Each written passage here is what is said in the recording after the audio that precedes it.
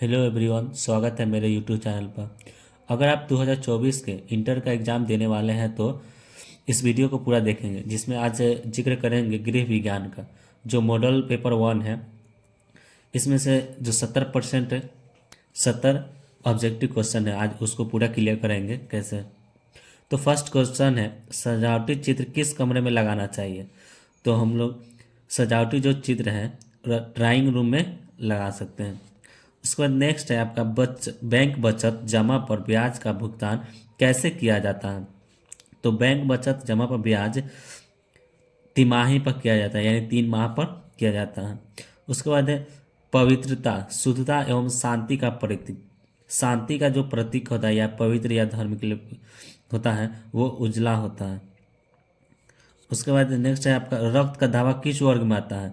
तो रक्त का धब्बा प्राणिज धब्बा में आता है रक्त का धब्बा। उसके बाद घर में कपड़े धोने से निम्न में से किसकी बचत होती है। तो घर में कपड़े धोने से सभी होती है, समय की बचत होती है, धन की होती है और साबुन की होती है। इनमें से सभी की होती है, सभी की बचत होती है। उसके बाद है गले, गले में कौन सी ग्रंथि पाई जाती है। तो गले में थायराइड ग्रंथि पाई जाती है। उसके बाद 1 ग्राम वसा में कितनी कैलोरी होती है। 1 ग्राम वसा में कितनी कैलोरी है। तो 9 कैलोरी होती है। 1 ग्राम वसा में 9 कैलोरी होती है। उसके बाद है आपका बच्चों को पूरक आहार कितने माह में देना चाहिए। जो कोई बच्चा होता है उसको पूरक आहार 6 माह के या बाद दिया जाता है। उसके बाद व्यक्तिगत स्वच्छता के अंतर्गत आता है हाथ धोना, दांतों को ब्रश करना, नाखून काटना। इन्हें सभी क्या था, स्वच्छता के अंतर्गत आता है, व्यक्तिगत है। उसके बाद आंतरिक सज्जा अभिव्यक्ति है, रुचि की, कौशल की, धन के सदुपयोग की। इनमें सभी इन सभी आती है आंतरिक सज्जा के अभिव्यक्ति के अंतर्गत। उसके बाद आपका नेक्स्ट है, इनमें से कौन प्रसवोपरांत अवधि में मां के प्रत्यक्ष देखभाल नहीं है। तो विश्राम व निद्रा नहीं है। कौन सा तत्व विकास को प्रभावित नहीं करता है।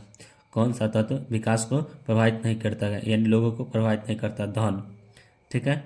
उसके बाद है कौन सा क्रियात्मक विकास नहीं है। बोलना, यानी एक क्रिया नहीं है जो बोलना नहीं है, क्रियात्मक। थायराइड ग्रंथि से निकलने वाला हार्मोन कहलाता है। थायराइड ग्रंथि से निकलने वाला हार्मोन कहलाता है थायरॉक्सिन। थायराइड थायरॉक्सिन एक सेम टू सेम है, तो याद कर सकते थायराइड थायरॉक्सिन। उसके बाद है रोग निरोधी क्षमता कितने प्रकार की होती है। तो रोग निरोधी क्षमता 2 प्रकार की होती है। इसके बाद है अंतःस्रावी प्रणाली से संबंधित आजकल का सबसे आम रोग हो गया है मधुमेह। अंतःस्रावी प्रणाली से संबंधित आजकल हो गया है मधुमेह। उसके बाद जल का प्रदूषण के कारणों के लिए मुख्य रूप से निम्नलिखित में से कौन जिम्मेदार है जल प्रदूषण से।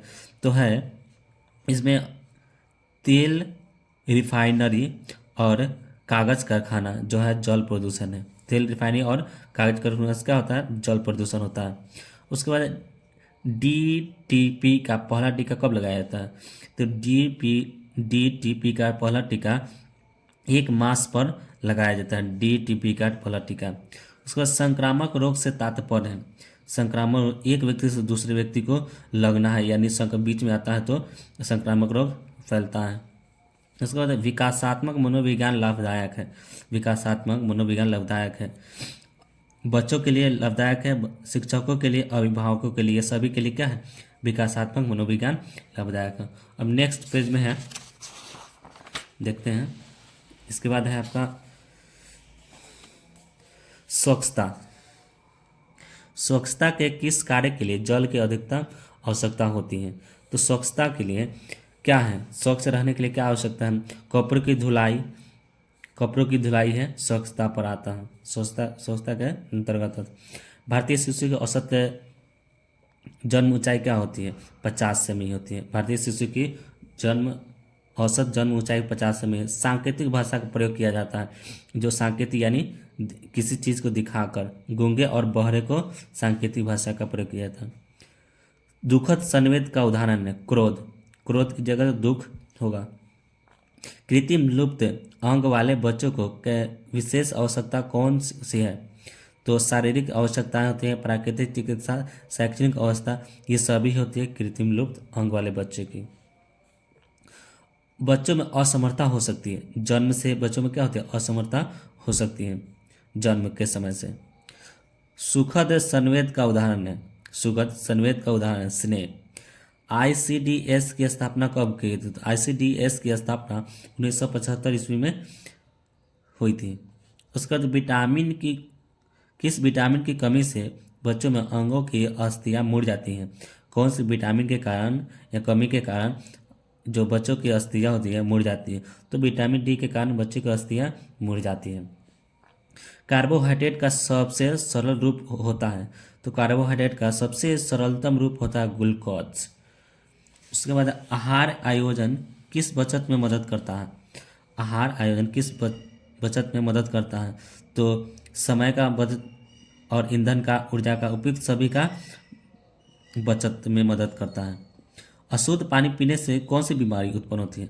तो अशुद्ध पानी पीने से अतिसार होती है, हैजा होती है, डायरिया होती है। ये तीनों जो बीमारी है अशुद्ध पानी पीने से होती है। उसके बाद आपका नेक्स्ट है जल का निष्कासन नहीं होता है। जो जल का निष्कासन यानी पेट से नहीं होता है, यानी पेट से नहीं होता है। उसके बाद निर्जलीकरण के कारण मरने वाले रोगों को पिलाकर बचाया जा सकता है। निर्जलीकरण के कारण ORS का घोल मिला के पिया जा सकता है। ORS का घोल मिलाकर निर्जलीकरण को बचाया जा सकता है। उसके बाद है ध्वनि प्रदूषण। ध्वनि प्रदूषण के कारण हो सकता है, तो ध्वनि प्रदूषण के क्या कारण हो सकता है? उसको उच्च रक्तचाप, बहरापन, निद्रा में बाधा, उपयुक्त अभी जो ध्वनि प्रदूषण से होता है, बहरापन हो सकता है जो न सुनने की है, उच्च रक्तचाप हो से निद्रा में रुकावट हो गया, नींद में रुकावट होती है, ये सभी होती है ध्वनि प्रदूषण का। जल के शुद्धिकरण का तरीका है छानना, छान कर शुद्ध कर सकते हैं, क्लोरीन का उपयोग कर सकते हैं और जल शुद्धिकरण कर सकते हैं। इनमें सभी ये तीनों का जल को शुद्ध किया जा सकता है। गांव में समुचित स्वच्छता किसकी जिम्मेदारी है? जो गांव में होती है सबकी स्वच्छता ग्राम पंचायत की होती है, गांव के लोगों की होती है, स्वास्थ्य कर्मी की होती है, ये सभी की गांव में स्वच्छता की जिम्मेदारी होती है। उसके बाद आपका खाद्य स्वच्छता को प्रभावित करने वाले निम्न में से कौन सा कारक है? खाद्य स्वच्छता को प्रभावित करने वाले भोजन के हस्तन में स्वच्छता, रसोई घर की सफाई, व्यक्तिगत स्वच्छता, ये सभी होती है खाद्य स्वच्छता को प्रभावित करने वाले कारक है। आपका अब नेक्स्ट है 39 नंबर में गुणवत्ता परिवर्तन के अनुसार आहार कितने प्रकार के होते हैं?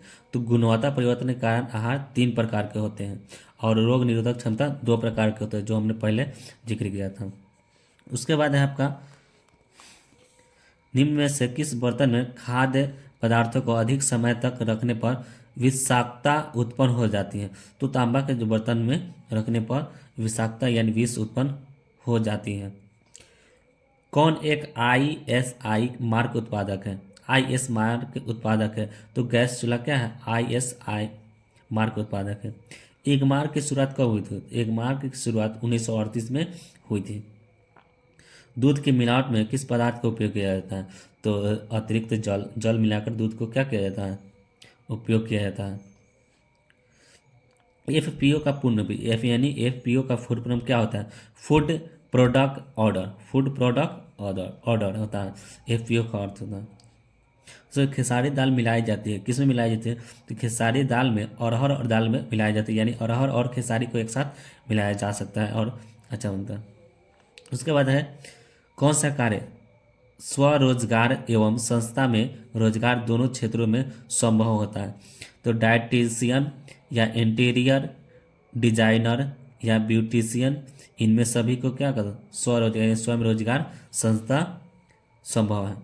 उसके बाद है आपका कंपनी का मासिक व वार्षिक आय व्यय का ब्यौरा बनाते हैं। जो कंपनी होती है कैसे बनाया जाता है? तो लेखा विभाग द्वारा बनाया जाता है।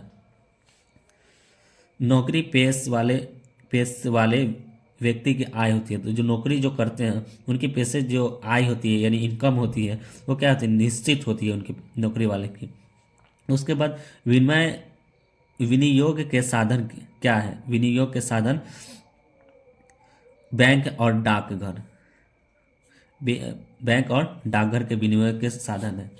उसके बाद है भारत सरकार ने the unit trust of India की स्थापना कब की थी? 1964 में की थी भारत सरकार ने the unit trust of India की स्थापना।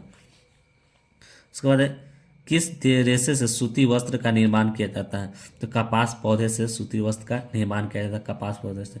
मानव निर्मित तंतु है नायलॉन, मानव निर्मित तंतु है नायलॉन। कपड़ों का चुनाव करते समय, कपड़ों का चुनाव करते समय निम्न में से किसका ध्यान रखना चाहिए? जो कपड़ों जब खरीदते हैं उस समय किसका ध्यान रखना चाहिए? तो धोने में सुविधाजनक हो, चाहे रंग का पक्कापन हो, चाहे सोखने की क्षमता हो, ये सभी को ध्यान में रखना जरूरी होता है। उसके बाद है वस्त्र में जिस स्थान पर वस्त्र को बंद करने वाले बटन इत्यादि लगाए जाते हैं उसे कहते हैं प्लेकेट कहा जाता है। जहाँ पे बटन होता है उसको कहा जाता है प्लेकेट कहा जाता है, जो बंद किया जाता है। शुष्क धुलाई में किसका उपयोग किया जाता है? तो फ्रेंच चॉक, मैदा, टेलकम पाउडर, इनमें कोई नहीं। तो इसमें दिया है शुष्क धुलाई में किसका उपयोग किया जाता है? तो इन तीनों में से मैदा से क्या धुलाई होता है? कुछ नहीं होता है। फ्रेंच चॉक से नहीं होता है, चॉक जो लिखा जाता है। पाउडर से तो कोई होता नहीं है, इनमें कोई नहीं इसका ऐसा। सूती वस्त्र को निम्न में से कौन से पानी में धोना चाहिए? सूती वस्त्र को ठंडे पानी में धोना चाहिए। उसके बाद आपका नेक्स्ट है, इनमें से कौन नवजात के लिए वस्त्रों को खोलने का सर्वोत्तम विकल्प है? आगे से खोलना, ये जो छोटा बच्चा होता है उनको अच्छे कपड़े यानी आगे से खोलने वाला कपड़े को पहनाना चाहिए, सर्वोत्तम विकल्प है। कीमती वस्त्र को डाइक्लीन कराना चाहिए, कीमती जो वस्त्र होती है महंगा उसको डाइक्लीन कराना चाहिए। उसके बाद है, किसकी सफाई प्रतिदिन करना आवश्यक नहीं है? खिड़की और दरवाजा को प्रतिदिन सफाई करना आवश्यक नहीं है, अगर टाइम है तो कर सकते हैं। कौन गृह विज्ञान की शाखा नहीं है? डायटेटिक्स, डायटेटिक्स गृह विज्ञान की शाखा नहीं है। उसके बाद एक बार का निवेश नहीं है, डाकघर मासिक आय योजना क्या है? एक बार का निवेश नहीं है। कौन बैंक द्वारा दिए जाने वाला ऋण नहीं है? बैंक द्वारा दिए जाने वाला ऋण नहीं है, यानी बैंक नहीं देता है, शादी के लिए ऋण नहीं देता है। धन तथा संपत्ति को माना जाता है, धन तथा संपत्ति को माना जाता है आवश्यक साधन, यानी जरूरी होता है। तो कौन खाद्य संरक्षण की घरेलू विधि नहीं है?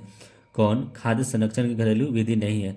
तो पाश्चेराइजेशन विधि नहीं है। उसके बाद निम्न में से किस अवसर पर विशिष्ट परिधान की आवश्यकता नहीं होती है?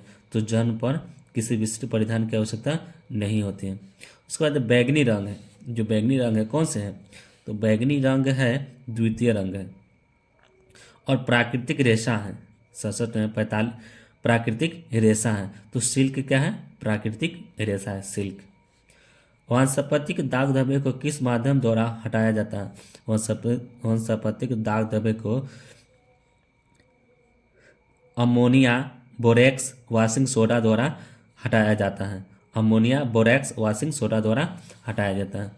उसके बाद है रेशा जो मजबूत होता है वह रस्सियाँ बनाने में काम आता है, जो रेशा मजबूत होता है वो रस्सियाँ बनाने में काम आता है। तो सूती से जो बनता है, ठीक है, और मजबूत रस्सियाँ जो बनती है सूती से बनती है। उसके बाद लास्ट है आपका, भारी वक्ष वाली महिलाओं को कौन से रेखा वाले वस्त्र पहनना उचित रहता है? तो इसमें से लंबी रेखा वाले और लंबी और मोटी महिला के लिए होती है तिरछी होती है, लंबी और मोटी महिला के लिए तिरछी होती है, और इसमें भारी वक्ष की महिलाओं के लिए लंबी होती है, लंबी रेखा वाली। इस ध्यान को रखिए। अगर आपको वीडियो अच्छी लगी तो अपने दोस्तों के साथ शेयर जरूर करें और चैनल को सब्सक्राइब जरूर करें। Thank you. जय हिंद, जय भारत।